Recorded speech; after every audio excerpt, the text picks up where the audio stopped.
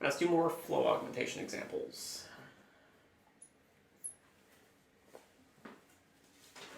Just kind of in front of me here.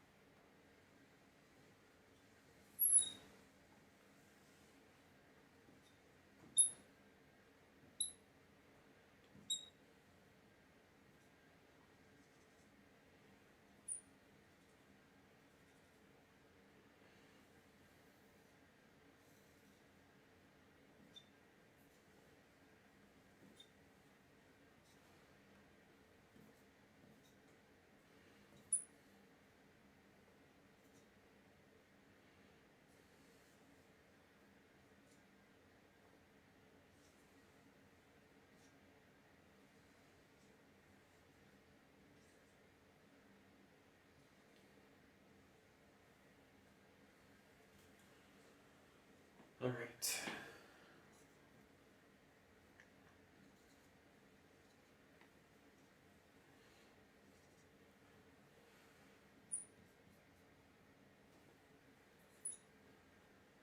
A good thing to do on your own would be to pause and see if you can find at least some of the paths that you want to use. Because certainly I'm going to go through and do this too. So certainly you could go back and then just kind of try it from scratch as well. But either way, you should start trying these as examples so that when you do other things in the book, homework-wise, it's not quite so hard. Alright, so for this one, I think I did A, D, E, G first. So A, D, E, G first. Alright, you may not have noticed quickly, or maybe you did notice quickly, G is the sink, A is the source. Alright, 3, 2, 1, so 1 is the biggest one I can do, so it'll just be 1 unit there.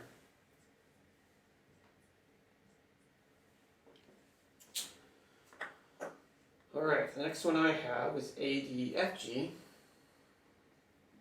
Pretty much everything else is going to need to go through F, right?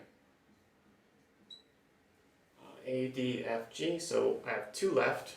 I could say the residual network has 2 left there, actually 1 backwards. 2, 6, 9, so 2 looks like the most I can do.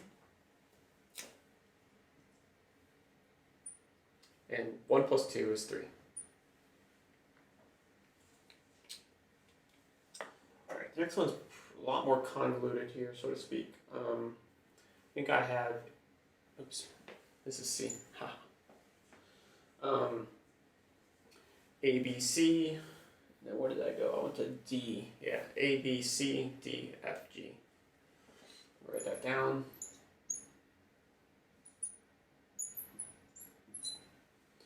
Alright, so A to B is 3, 4, and C to D is 1. That's probably going to be it, right? Then 4, 7, so 1.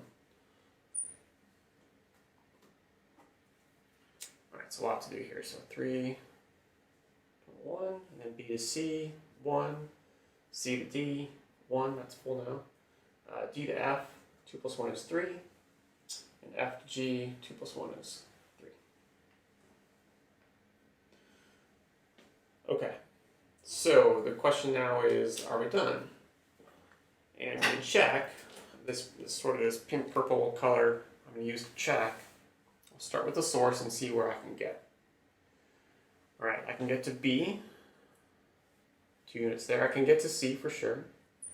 But you notice A to D is totally full.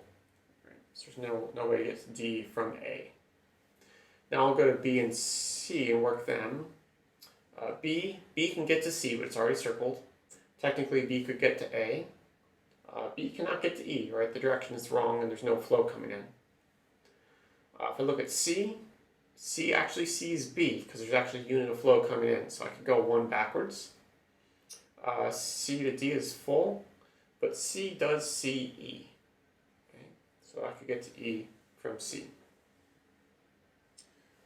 Alright, so I've done that level. So I'm going to go to E, look there. E sees B, but it's circled.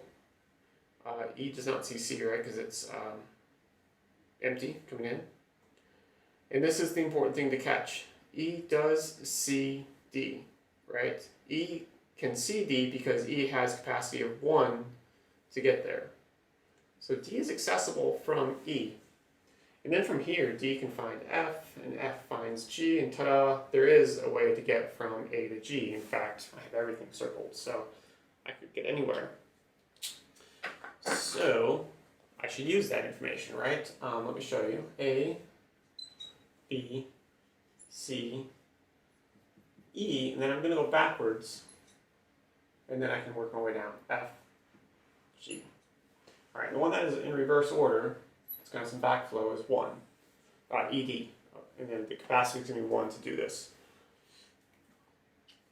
There might be another spot or two where there's just 1, but I think that's going to capture. I can only go 1 unit backwards. 1. All right, A to B, that's 1 plus 1 is 2. B to C, 1 plus 1 is 2. C to E, 1. E to D is 1, but in reverse order, so now that's 0.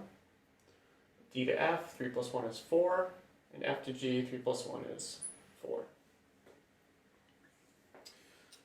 Okay. Alright, I've kind of used up the circling, using the pink circling method here. But it turns out that we are done. We start talking about cuts, minimal cuts. I'll come back to these examples that are filled out and find those appropriate cuts. But what you'll find is you cannot get you cannot get from A to G, and you can test it. We'll get 4.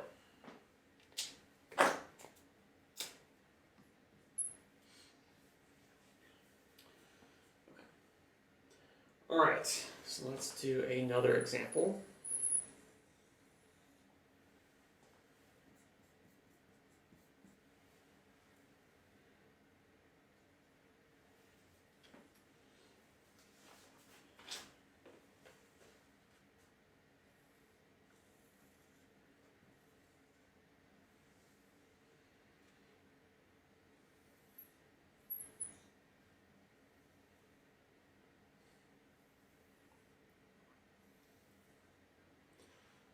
So we got a lot of directions and weights and labels to put on here.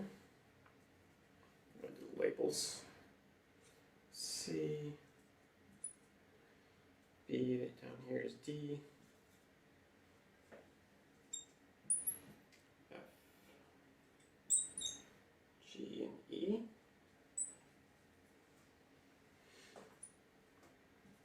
5, 7, 4,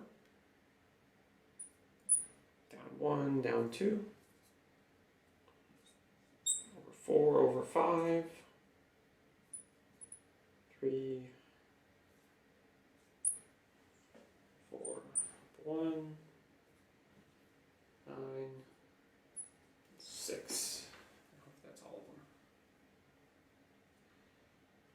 Okay. All right, so this one's the biggest one we'll do by hand. You can envision doing much bigger ones. And the nice thing about as I get this large is definitely not crystal clear when we're done or not. So we'll go through the entire process. I had backflow listed. I don't remember if we need it or not. Like I said, I try to do it, but I'm not sure if we need this one. So let's go through. The first one I have is ABFG. That's 5, 3, and 9. So 3 is the biggest number there.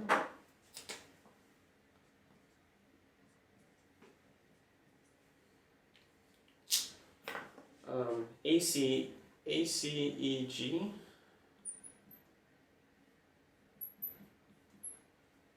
That's 7, 5, 6. So 5. That's the smallest number I said.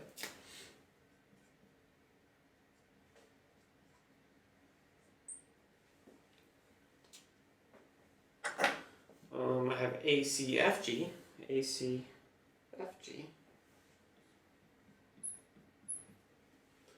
2, 4, 6. So 2 is the smallest. So 5 plus 2 is now 7. So that's full.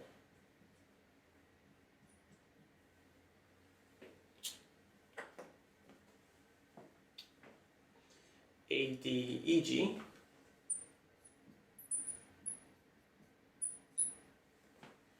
Four, four, one. So just one.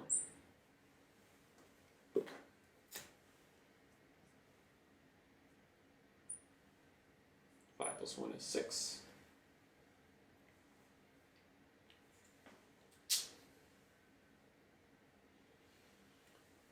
Okay, let's see. There's some other things we can use. I have A, B, C, F, G.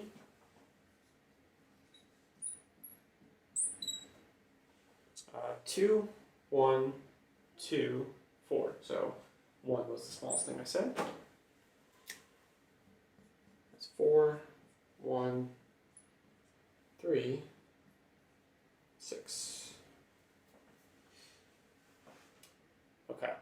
I think we have one more we can do. I don't think we need backflow to do it. I can go A, D, E, F, G.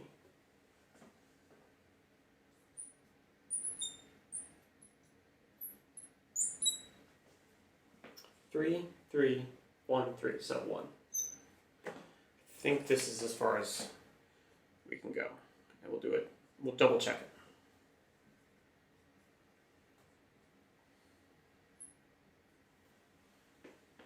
Okay, let's see if we're right. Okay, if not, we'll find something else. All right.